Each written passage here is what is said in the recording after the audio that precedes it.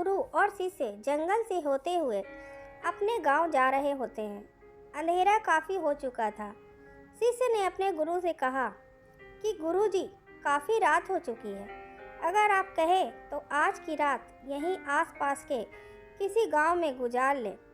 गुरुजी ने अपना सर हिलाया और वो आसपास के गांव में एक छोटे से घर के पास जाकर रुके। अब जैसे ही वहां गुरुजी गए तो गुरुजी के शिष्य ने दरवाज़ा ठकठकाया। उस घर से एक गरीब आदमी बाहर आया तो गुरुजी ने बोला, हम अपने गांव जा रहे थे, लेकिन काफ़ी रात होने की वजह से हमने इसी गांव में रुकने को सोचा। क्या हम आज रात आपके यहाँ रुक सकते हैं? गरीब आदमी बोला, हाँ क्यों नहीं, आप दोनों अंदर आ जाइए। अब जैसे ही गुरुजी अंदर गए, उन्होंने देखा कि उस आदमी के घर में बहुत ज़्यादा गरीबी थी। गुरुजी ने उससे पूछा कि आप काम क्या करते हो? वह गरीब आदमी बोला कि मेरे पास बहुत सारी ज़मीन है।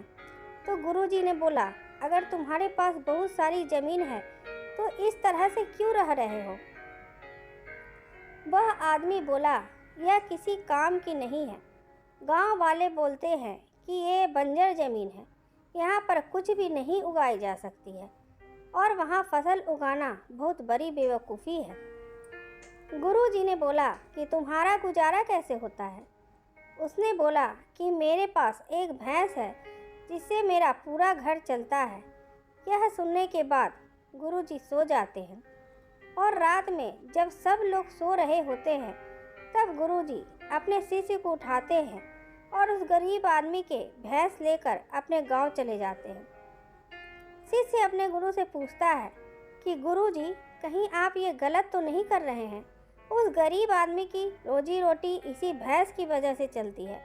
तो गुरुजी अपने शिष्य की तरफ देखते हैं और मुस्कुराते हुए आगे बढ़ जाते हैं। उस बात को तकरीबन 10 साल गुजर जाती है और जो गुरु का शिष्य था वह बहुत बड़ा गुरु बन चुका था।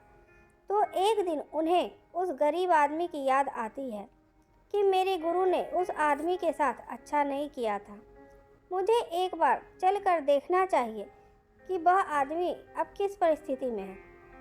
वह शिष्य उस गांव की तरफ जाता है और वहां जैसे ही पहुंचता है तो वह देखता है कि जहां पर उस गरीब आदमी का झोपड़ा था वहां पर एक बड़ा ही आलीशान महल बन चुका था और उस झोपड़ी के बाहर जो बंजर ज़मीन थी उस पर फल और फूलों के बगीचे थे। तभी उधर से उस घर का मालिक आता है। शिष्य उसे पहचान लेता है और उस आदमी को बोलता है, तुमने मुझे पहचाना? मैं अपने गुरुजी के साथ आया था। हमने एक रात के लिए आपके यहाँ रुके भी थे।